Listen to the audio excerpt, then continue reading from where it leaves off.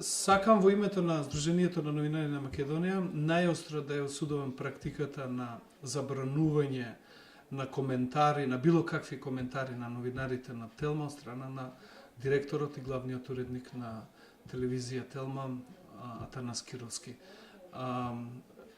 Убедени сме дека ваква општа, арбитрарна и селективна забрана на било какви коментари на новинари на социјалните мрежи за наводно зачувување на неутралноста на телевизијата представува кршење на слободата на говорот, кое што во Македонија е загарантирана со уставот, а и со меѓународните документи.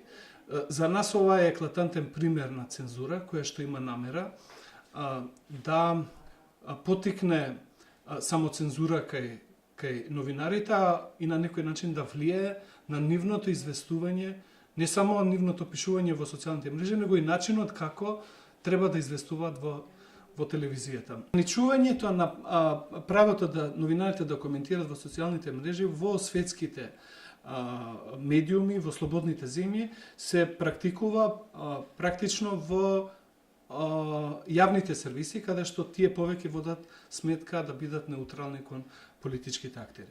Меѓутоа, тоа е дефинирано, напишано и објавено. И тоа важи селективно за сите.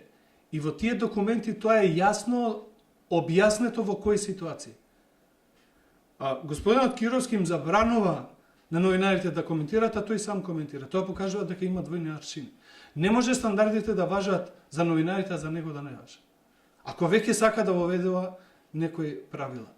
Не може тоа да важи генерално. Мора да се појасни во тие правилници или уредби кои што, ако веќе телевизијата сака да воведе такви правила, мора да ги напише, да ги прецизира и да ги објави, за да ние да знаеме на што сме кога гледаме Телма.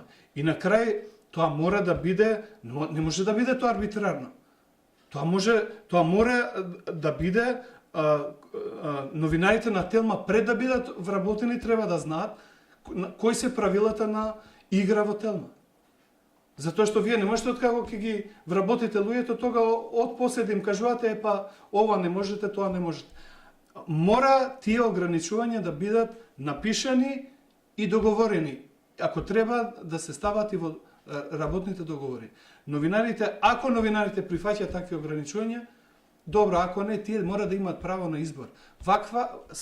На ваков начин како што се обидува да се воведува некакви стандарди на однесување на новинарите, апсолутно е неприфатливо и не може да придонесува за некоја наводна неутралност на новинарите и зачувување на угледот на телевизијата пред јавноста. И јас искрено не верувам како новинар во тоа неутралност. Новинарите треба да имаат став, но прашањето е какви аргументи имаат за да ги застапуваат тие ставови.